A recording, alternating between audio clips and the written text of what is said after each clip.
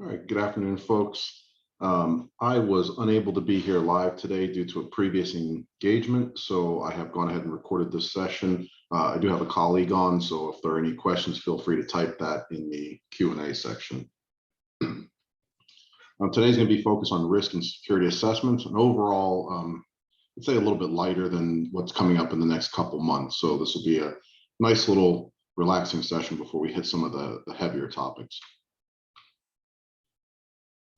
Because it's lighter, we're going to cover two areas: risk assessment, which is 3.11, and then security assessment 3.12.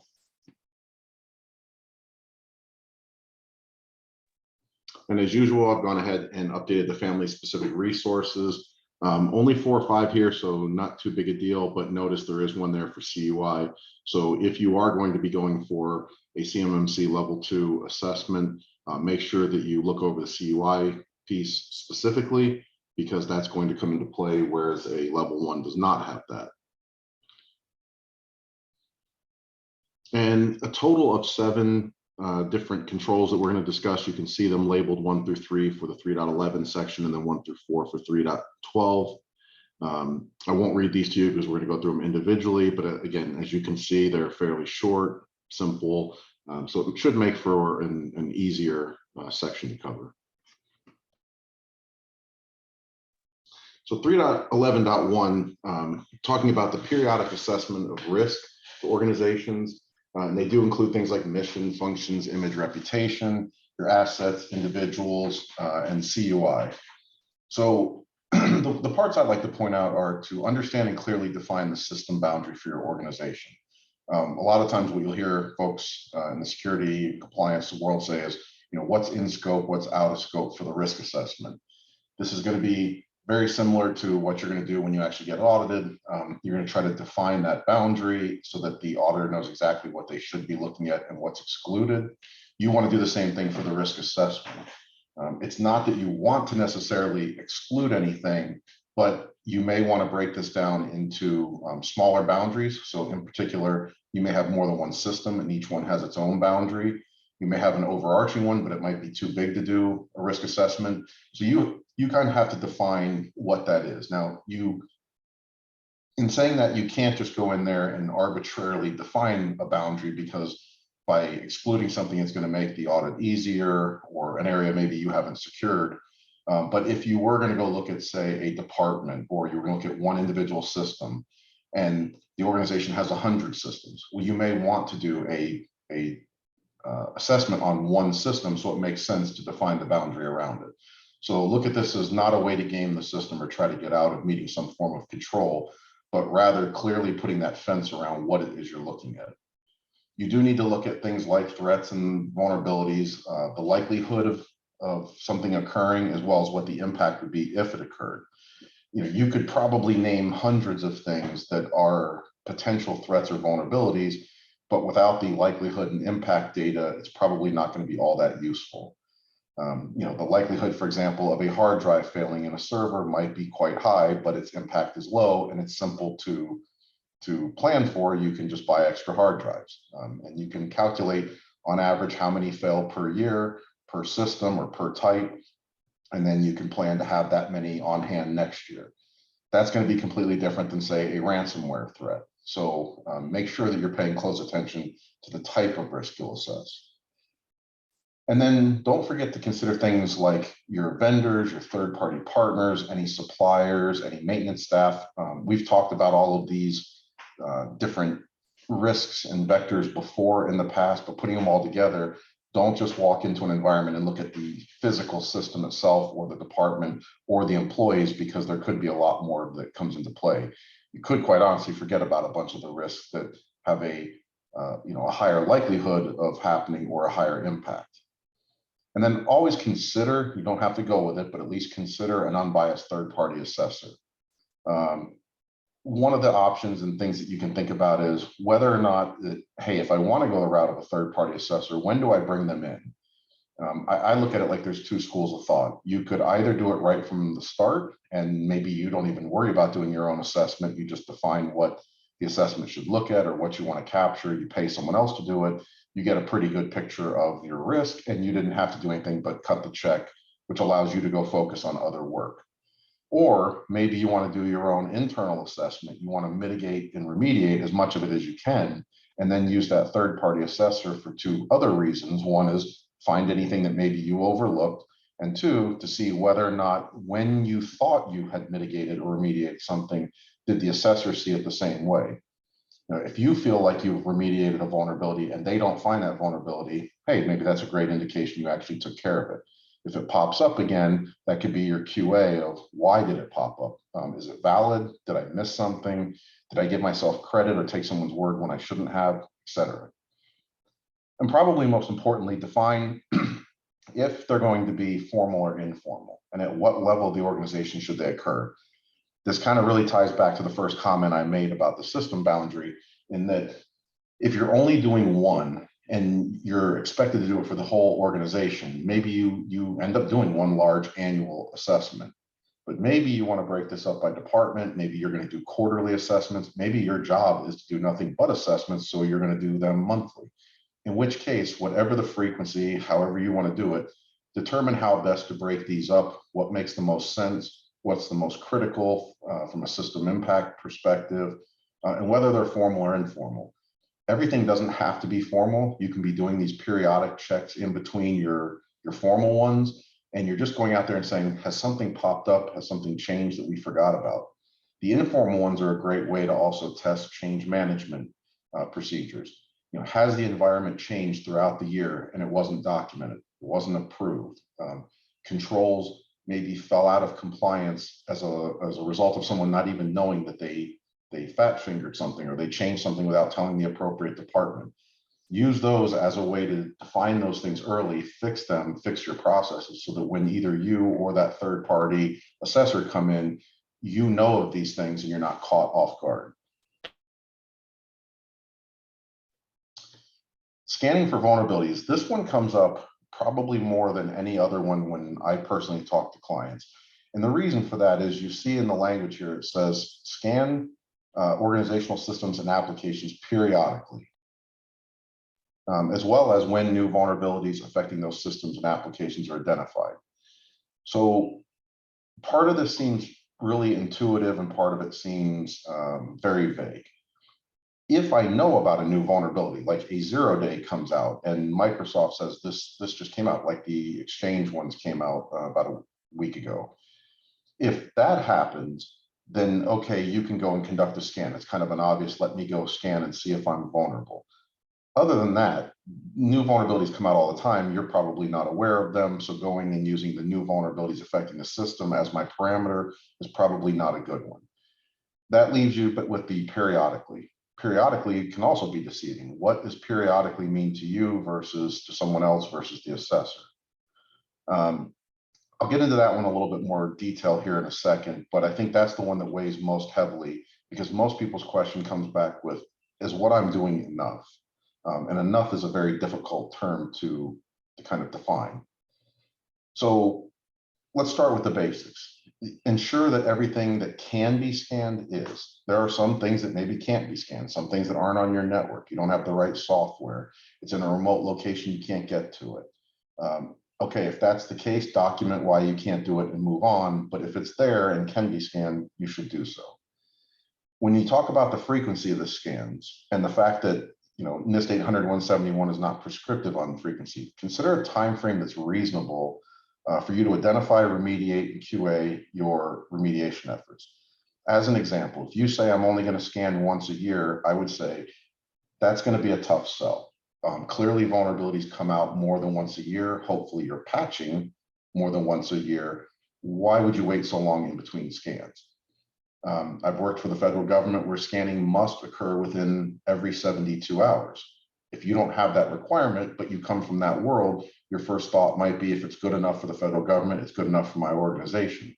Okay, not saying that that's wrong, but if you produce a scan result every 72 hours and your organization has a policy of patching every 3 months, what are you expecting to happen every 3 days when you get that scan, yet the teams that are patching won't be coming around for 30 to 90 days, as an example.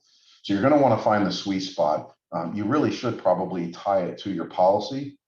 So if your policy states that you're going to be patching in certain frequencies, then you want to tie your scanning to that so that you can, one, make sure that they're patching the right things, because the data changes in between the day you scan and the day they patch, as well as QA those efforts to make sure the patching was effective.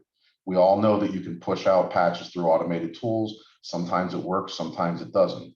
If it fails, it will likely continue to fail. So there's no reason to believe that if it didn't work this month, it will magically fix itself next month, unless the answer is something like the host wasn't online to be patched, and now it is. But if there's a process or something technical that's breaking that process, it's probably going to be broke next month or next patching cycle, whatever that happens to be.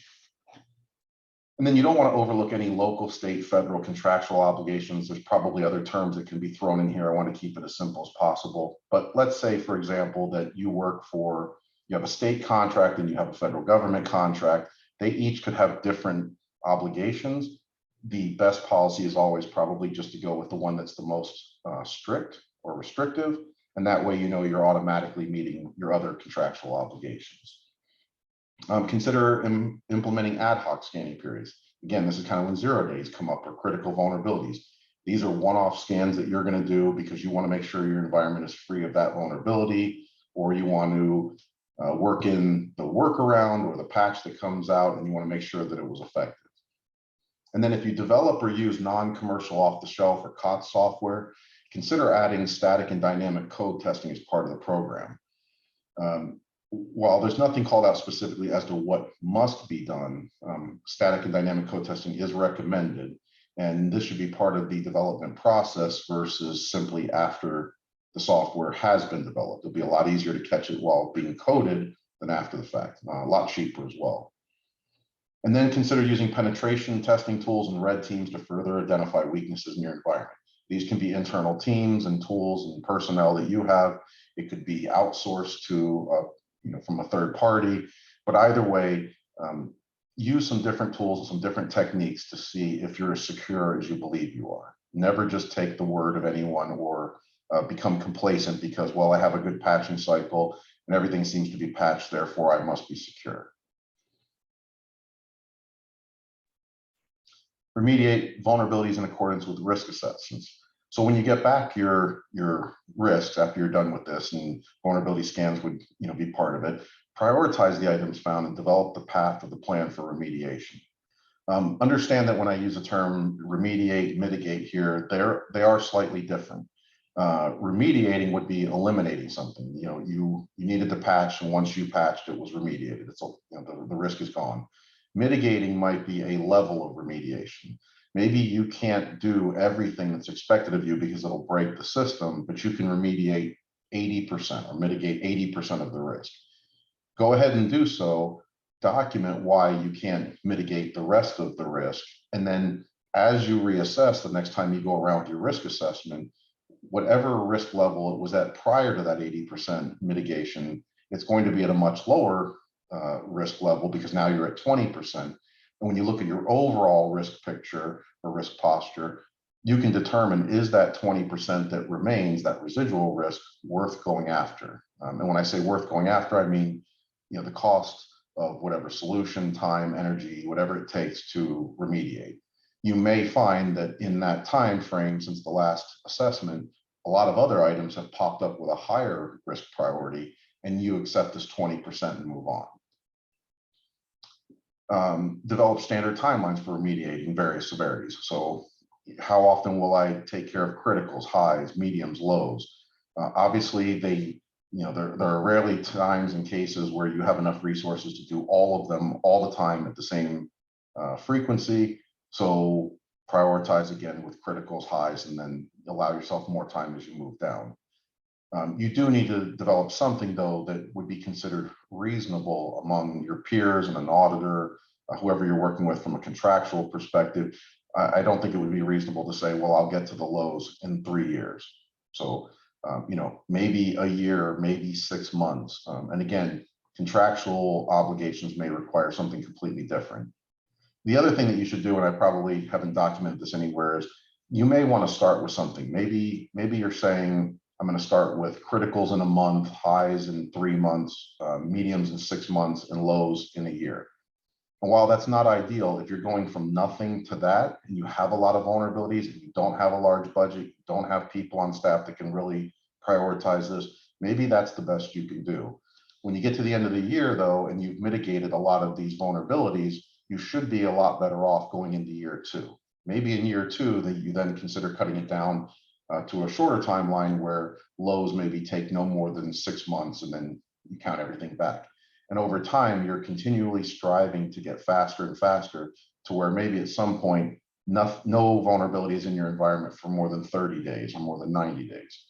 Don't assume or feel like if you can't move to the ideal state, that it just shouldn't be done. If you have to, create a good, better, best model and then explain your position. And as long as you can justify your position, I think most people would understand that. I don't have time, I don't want to do it is not a good justification. And then probably more important than any of that, especially since we're talking about a CMMC audit here, is whatever timelines you've chosen and documented in your policy and procedures, you really need to adhere to it. So again, outside of whatever contractual obligations you might have, if you're going to say, I patch or remediate all my critical vulnerabilities in 14 days, and the evidence says you're not doing it in 30, you're going to contradict your own policy. I think it would be a stronger argument to say, I do it in 30 days and actually provide evidence that validates that, and then have to argue with an auditor on whether or not you think 30 days is sufficient, than to say you do something in 14 days and you never can provide any evidence attesting to that. And then this one's probably the most important, especially if you're doing things in-house. Make sure that you document exceptions and you don't just delete them from scans. If you're used to seeing something come up every time, a lot of people go in there and remove that vulnerability or that CVE from being scanned. They'll suppress results. The problems with that, obviously, is it cleans up noise. And I say noise because you're expecting to see it and you're not doing anything about it. So why not make the reports cleaner and easier for you to read? You haven't forgotten it's there, but it's going to give you a false sense of security.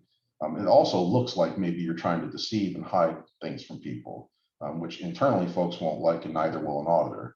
And the other thing is you have no idea if what is a false positive today will become a true positive tomorrow. You shouldn't arbitrarily say, I'm not going to scan that host, or I'm not going to scan that file directory, because every time it occurs because the antivirus updated.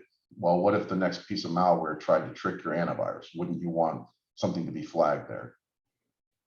Things we've seen over and over that happen, excuse me.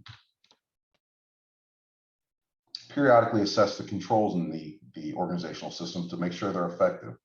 This is really one of the most important things. We see this everywhere, whether we're talking about project management, patching, compliance, change management.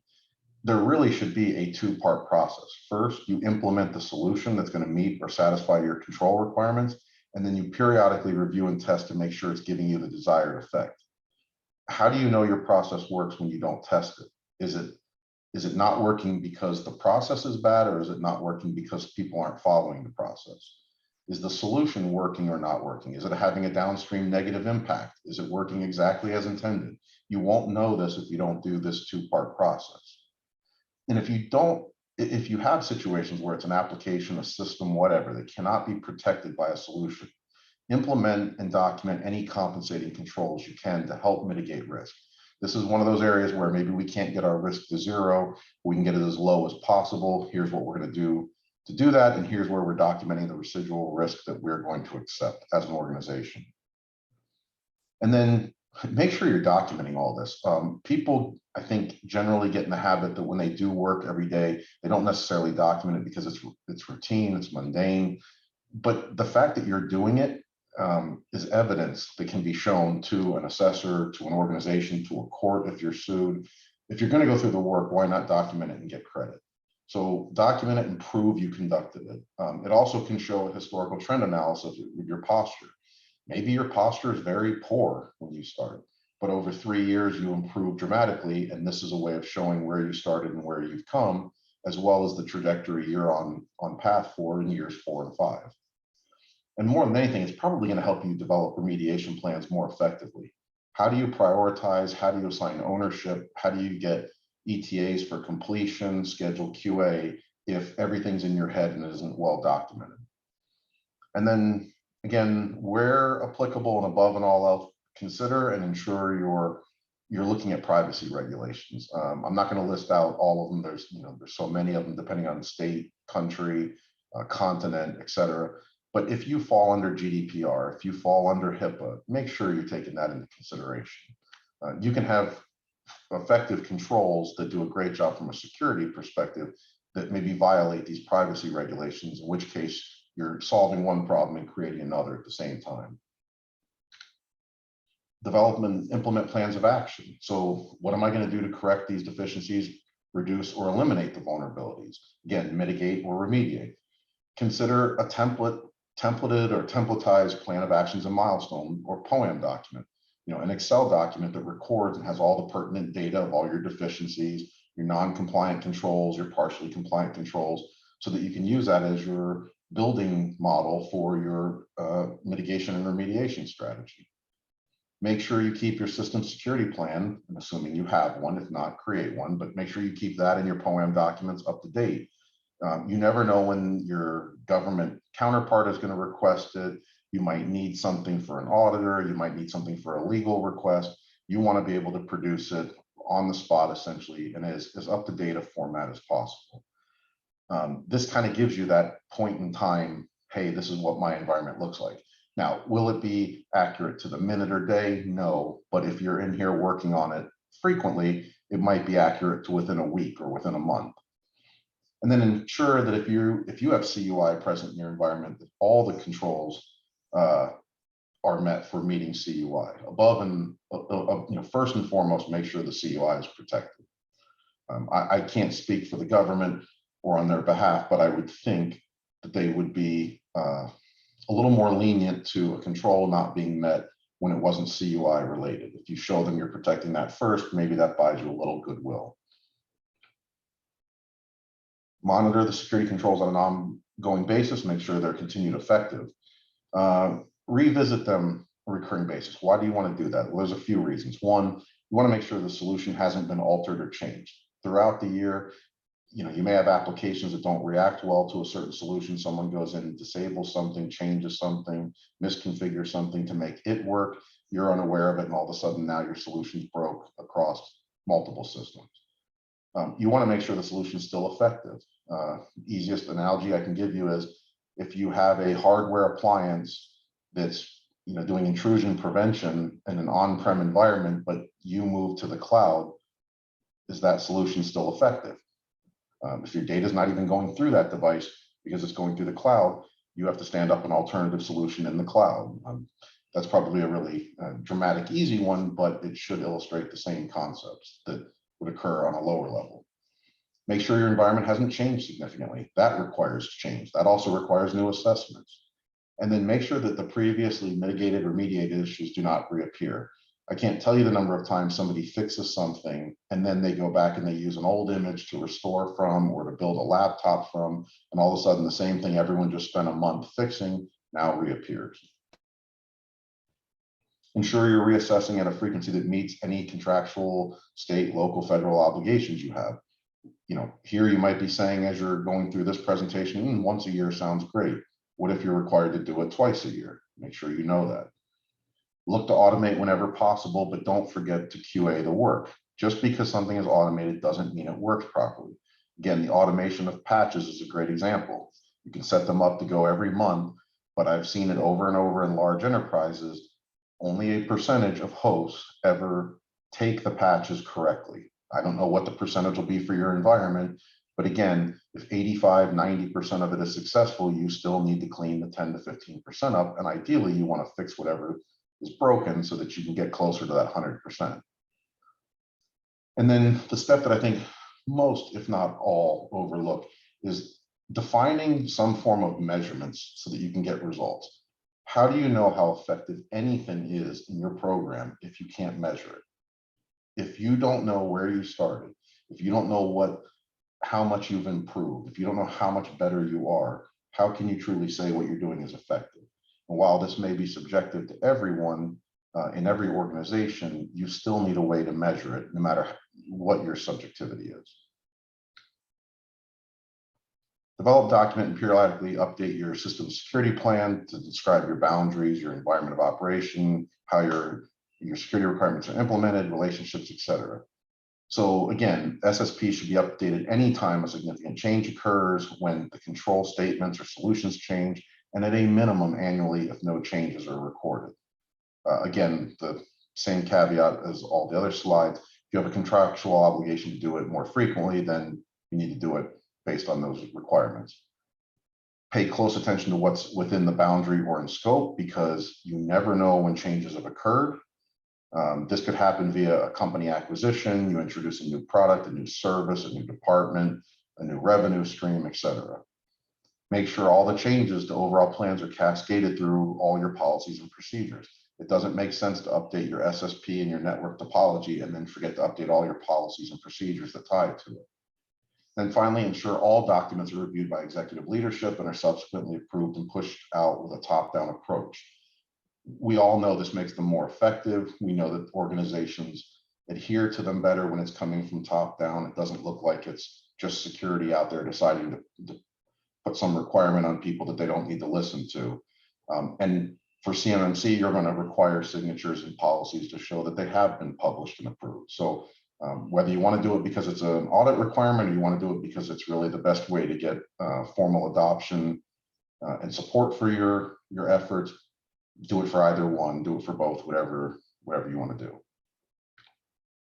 And on that note, that gives us about 5 minutes left. I'm obviously going to stop here because I'm not in the webinar with you live, but if you have any questions, feel free to ask them in the Q&A, and my colleague will stick around and answer them, or if he or she can't answer them, they will bring it back to me.